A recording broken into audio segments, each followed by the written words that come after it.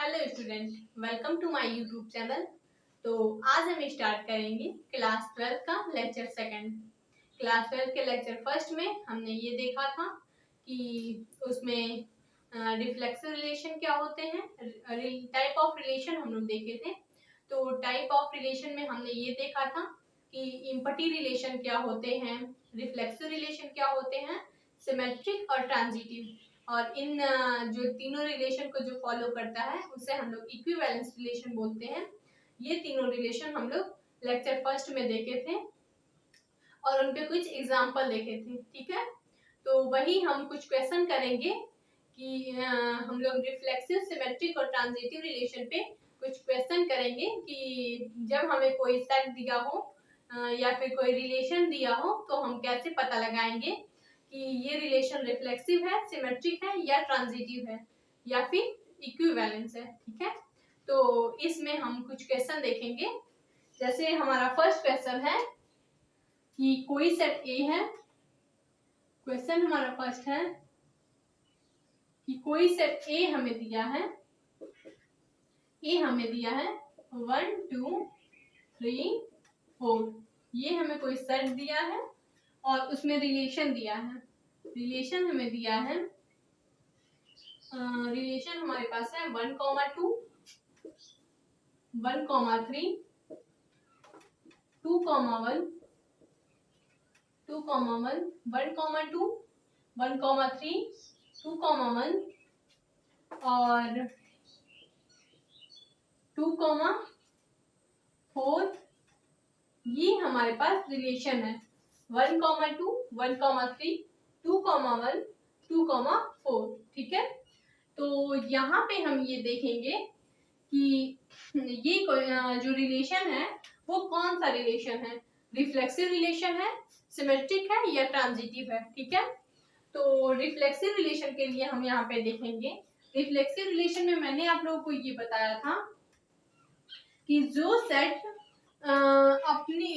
अपनी इमेज खुद में ही देखे। जैसे मान लीजिए कि सेट ए का कोई एलिमेंट अगर ए है तो वो ए ही, जो सेट ए का एलिमेंट ए है वो ए से अगर रिलेशन बनाए तो उस सेट को हम लोग बोलेंगे, उस रिलेशन को हम लोग बोलेंगे कि वो रिफ्लेक्सिव रिलेशन है। मतलब कि किसी सेट का कोई एलिमेंट ए है तो वो जो एलिमेंट ए है वो ए से ही रिलेशन बनाए तो हम इसे बोलेंगे कि ये एक रिफ्लेक्सिव रिलेशन है। ठीक है, और सिमेट्रिक के लिए मैंने आप लोगों को क्या बताया था कि अगर सिमेट्रिक रिलेशन में जो होता है कि किसी सेट ए में कोई एलिमेंट है, जैसे ए बी सी सेट ए में एलिमेंट है, तो अगर जो सेट ए का जो एलिमेंट है यहाँ पे ए बी सी है तो ए अगर बी से रिलेशन बनाएगा तो बी को भी ए से रिलेशन बनाए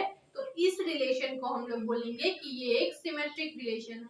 ठीक है, और ट्रांजिटिव के लिए मैंने क्या बताया था कि अगर जो ए है बी से रिलेशन बना रहा है और बी जो है सी से रिलेशन बना रहा है तो ए का रिलेशन अगर सी से बने तो ये जो रिलेशन होते हैं ट्रांजिटिव रिलेशन होते हैं।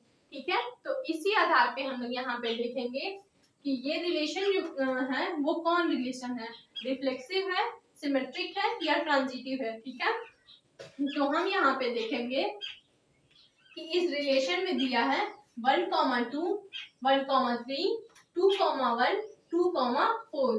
तो यहाँ पे ये रिलेशन जो है रिफ्लेक्सिव रिलेशन नहीं होगा क्योंकि 1, 1 not belong to 1, 1 not belong to R, 2, 2 not belong to R, 3, 3 not belong to R, 4, 4 not belong to R।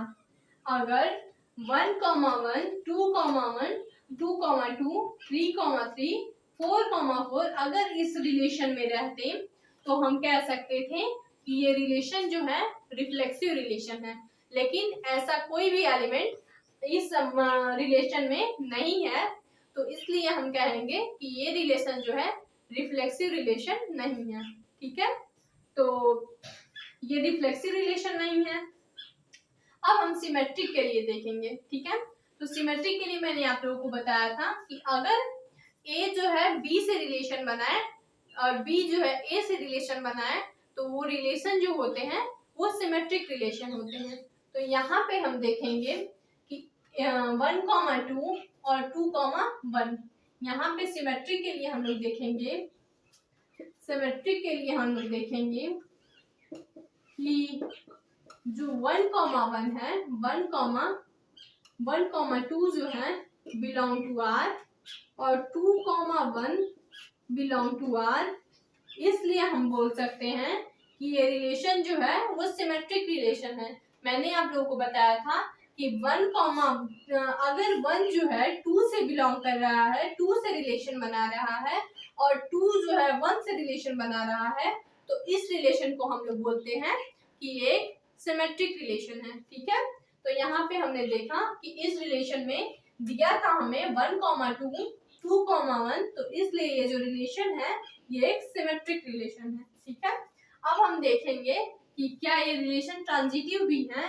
तो ट्रांजिटिव के लिए मैंने आप लोगों को बताया था कि अगर ये 1,2 है, अगर 2,3 रहता तो यहाँ पे 1,3 भी है, तो इसलिए ये रिलेशन जो होता ट्रांजिटिव होता। लेकिन इस रिलेशन में ये जो रिलेशन है 2,3 नॉट बिलोंग टू आर, 2,3 जो है नॉट बिलोंग टू आर, इसलिए हम लोग कह सकते हैं कि ये जो रिलेशन है ट्रांजिटिव नहीं होगा, ठीक है। ये रिलेशन ना ट्रांजिटिव होगा। तो देखिए ये जो 2,3 है नॉट बिलोंग टू आर, तो ये एक ट्रांजिटिव नहीं होगा, इसलिए ये सिर्फ सिमेट्रिक होगा, ठीक है। ये ना तो रिफ्लेक्सिव होगा ना ही ट्रांजिटिव होगा, सिर्फ सिमेट्रिक रिलेशन होगा, ठीक है। अगर ये 2,3 इस रिलेशन से बिलोंग करता, 2,3 है जो रिलेशन से बिलोंग करता, तो हम लोग कह सकते थे कि ये एक ट्रांजिटिव रिलेशन है, क्योंकि 1,2 और 2,3 और 1,3 अगर ये बिलोंग करता तो हम कह सकते थे कि ये एक ट्रांजिटिव रिलेशन है। लेकिन ये बिलोंग नहीं कर रहा है तो हम बोलेंगे कि सिर्फ ये सिमेट्रिक रिलेशन है, ठीक है। तो जैसा कि आप लोगों को समझ में आया होगा, हम और भी एग्जांपल ले सकते हैं इसको, ऐसे क्वेश्चन के लिए हम और भी एग्जांपल ले सकते हैं।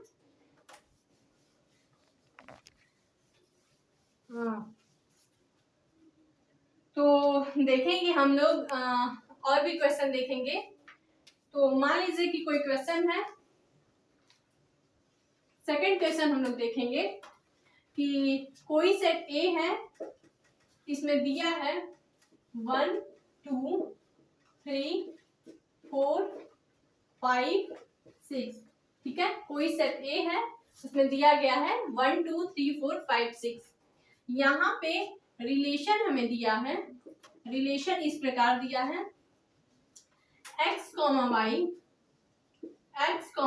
such that x, y such that y x, y such that y is divisible of x, divisible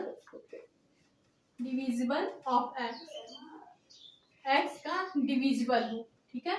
y is divisible of x, कोई सेट दिया गया है और उसमें रिलेशन दिया गया है कि x, y such that y is divisible of x। तो इसमें हमें ये देखना है कि क्या ये जो रिलेशन है ये कौन सा रिलेशन है, सिमेट्रिक है, ट्रांजिटिव है या फिर रिफ्लेक्सिव रिलेशन है, ठीक है। तो यहाँ पे हम देखेंगे, जब हम लोग देखेंगे कि y जो है x का डिविजिबल है x का, तो यहाँ पे y जो है x का डिविजिबल है, तो जो रिलेशन हम लोग बनाएंगे, रिलेशन को जब हम लोग रोस्टर रूप में लिखेंगे तो हमें मिलेगा y is divisible of x, तो y डिविजिबल होगा x का, मतलब कि x को हम लोग x को ऐसा नंबर लेंगे जिसको y डिवाइड कर रहा हो, y उसका डिविजिबल हो। तो x अगर हम लोग 2 लेंगे तो y की जगह 1 रखेंगे, क्योंकि y जो हो इसमें दिया गया है कंडीशन कि y जो है डिविजिबल ऑफ x, x का डिविजिबल है, 1 जो है 2 का डिविजिबल है, मतलब 2 को डिवाइड कर सकता है, पूरे पूरे डिवाइड कर सकता है।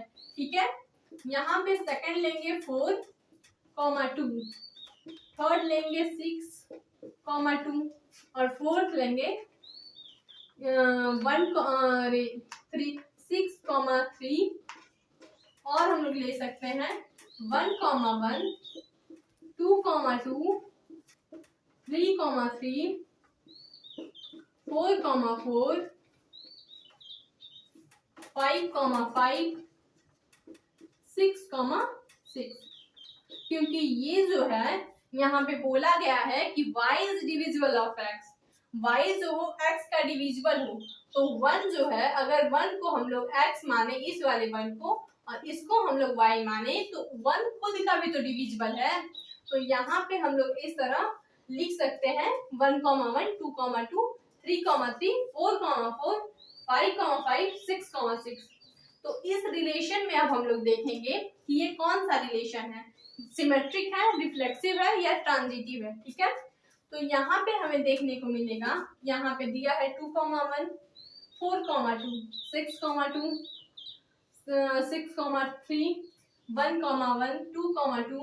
तो यहाँ पे हमें देखने को ये मिल रहा है कि ये एक रिफ्लेक्सिव रिलेशन है, क्योंकि 1,1 belong to R, 2,2 belong to R, 3,3 belong to R, 4,4 belong to R, 5,5 belong to R और 6,6 बिलोंग टू R। तो इसलिए हम बोलेंगे कि it is a reflexive relation, it is a reflexive relation, reflexive relation, it is a reflexive relation. और ये symmetric नहीं होगा, क्योंकि अगर 2,1 इसमें है तो 1,2 भी होना चाहिए। ठीक है, और ट्रांजिटिव के लिए आप लोग जानते होंगे कि अगर यहाँ पे 2,1 है तो 1,3 रहता और फिर 2,3, तब जाके हम लोग बोलते कि ये एक ट्रांजिटिव रिलेशन है।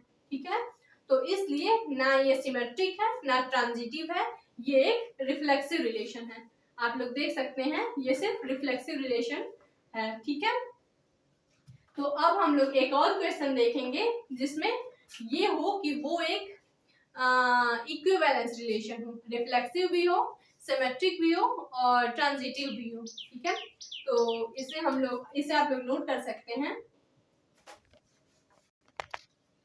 तो देखिए, हमने एक क्वेश्चन देखा, अब हम देखेंगे कि रिफ्लेक्सिव रिलेशन का क्वेश्चन देखेंगे कि जब कोई क्वेश्चन दिया हो तो हम उसे कैसे प्रूव करेंगे कि वो एक रिफ्लेक्सिव रिलेशन है। ठीक है, तो हमारा एक क्वेश्चन होगा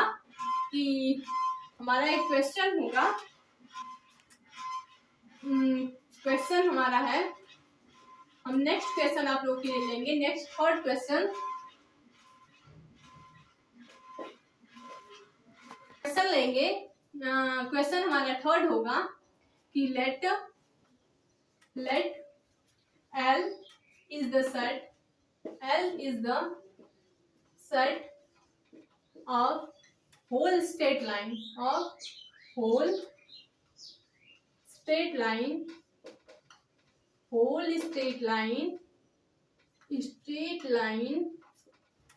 L is the set of whole straight line in xy plane,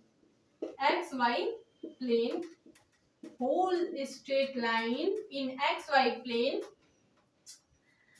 and L in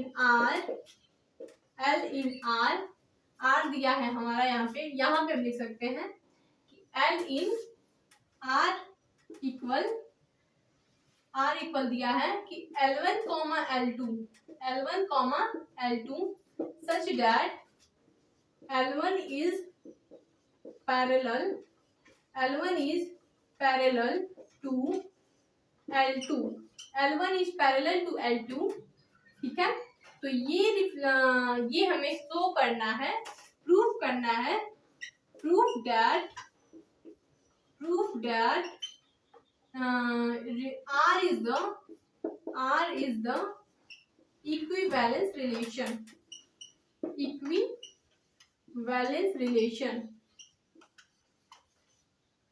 equivalence relation, ये हमें प्रूव करना है कि R is the equivalence relation. हमें क्वेश्चन दिया है कि let L is the set of whole straight line in XY plane and L in R, किसी सेट R L में कोई रिलेशन है L1, L2 such that L1 is parallel to L2। ठीक है, तो यहाँ पे हम ये देखेंगे कि L कोई सेट है, होल स्ट्रेट लाइन का सेट है एक्स वाई प्लेन में, तो हम ये देखेंगे इसमें रिलेशन ये दिया है कि जो L1 है L2 के पैरेलल है। तो ये रिलेशन हमें प्रूव करना है कि ये एक इक्विवेलेंस रिलेशन है। ठीक है, तो यहाँ पे हम देखेंगे, सबसे पहले हम लोग रिफ्लेक्सिव के लिए देखेंगे, हम इसका सोल्यूशन करेंगे। हम इसका सोल्यूशन देखेंगे। सबसे पहले हम लोग रिफ्लेक्सिव रिलेशन के लिए देखेंगे। रिफ्लेक्सिव रिलेशन, ठीक है, सबसे पहले हम लोग रिफ्लेक्सिव रिलेशन के लिए देखेंगे। अगर कोई स्ट्रेट लाइन L1 है, ये कोई स्ट्रेट लाइन L1 है और ये सेकंड स्ट्रेट लाइन L2 है। ये L1 जो स्ट्रेट लाइन है इस स्ट्रेट लाइन L2 के पैरेलल है। ये हमें रिलेशन में दिया गया है कि जो फर्स्ट स्ट्रेट लाइन L1 है वो सेकंड स्ट्रेट लाइन L2 के पैरेलल है। तो हमें यहाँ पे ये देखना है कि ये जो रिलेशन है ये इक्विवेलेंस रिलेशन है, ये हमें प्रूव करना है। ठीक है, तो यहाँ पे हम देखेंगे कि अगर ये स्ट्रेट लाइन L1 L2 के पैरेलल है तो L1 जो स्ट्रेट लाइन है वो L1 खुद के स्ट्रेट लाइन के भी पैरेलल है। जो L1 स्ट्रेट लाइन है वो खुद के पैरेलल है। तो यहाँ पे हम लोग लिख सकते हैं कि L1 बिलोंग टू R, क्योंकि जो L1 अगर L2 के पैरेलल है, यहाँ पे ये दिया गया है कि L1 जो है पैरेलल है L2 के पैरेलल है, ये हमें रिलेशन दिया गया है। तो L1 जो स्ट्रेट लाइन है वो खुद के भी पैरेलल होगा। तो इसलिए हम कह सकते हैं कि L1 बिलोंग टू R, कि वो खुद के भी पैरेलल होगा, इसलिए ये इस रिलेशन से बिलोंग करता है, इसलिए ये एक रिफ्लेक्सिव रिलेशन है। हम यहाँ पे लिखेंगे hence it is a reflexive relation. It is a reflexive relation. ठीक है, यहाँ पे हमें ये देखने को मिलेगा कि अगर L1 L2 के पैरेलल है तो L1 खुद के भी पैरेलल होगा, इसलिए हम लिख सकते हैं कि L1 बिलोंग टू R, इसलिए ये एक रिफ्लेक्सिव रिलेशन है।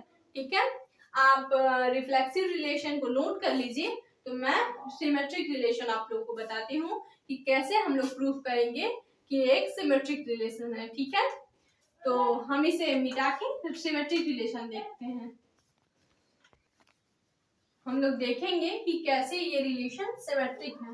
ठीक है, हम लोग ये प्रूफ तो कर दिया कि ये रिलेशन रिफ्लेक्सिव है, अब हमें ये प्रूफ करना है कि ये रिलेशन सिमेट्रिक है।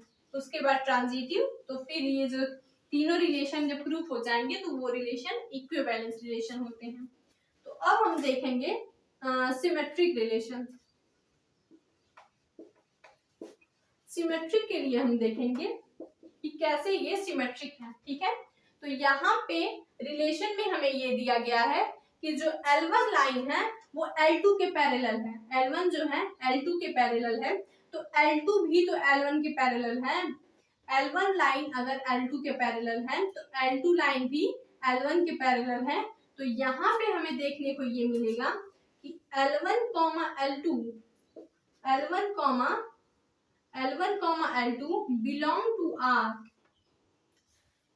और L2 L1 ये भी बिलोंग करेगा R से, क्योंकि अगर L1 रेखा जो है L1 लाइन जो है वो L2 के पैरेलल है तो L2 लाइन भी L1 के पैरेलल होगा। तो इसलिए हम लोग लिख सकते हैं कि L1 L2 belong to R and L2 L1 belong to R, इसलिए हम लोग लिख सकते हैं हेंस हम लोग लिख सकते हैं कि it is a symmetric relation. It is a symmetric symmetric, ठीक है। ये एक सिमेट्रिक रिलेशन होगा। अगर L1 रेखा L2 के पैरेलल है तो L2 रेखा भी L1 के पैरेलल होगा। तो इसे हम लोग लिख सकते हैं कि L1, L2 belong to R and L2, L1 belong to R, hence it is a symmetric relation, ठीक है। ये सिमेट्रिक के लिए हो गया। सिमेट्रिक भी हमने प्रूव कर दिया कि ये रिलेशन सिमेट्रिक रिलेशन है। तो अब हम देखेंगे कि ये रिलेशन ट्रांजिटिव रिलेशन होगा या नहीं, ठीक है। तो अब हम ट्रांजिटिव के लिए देखेंगे।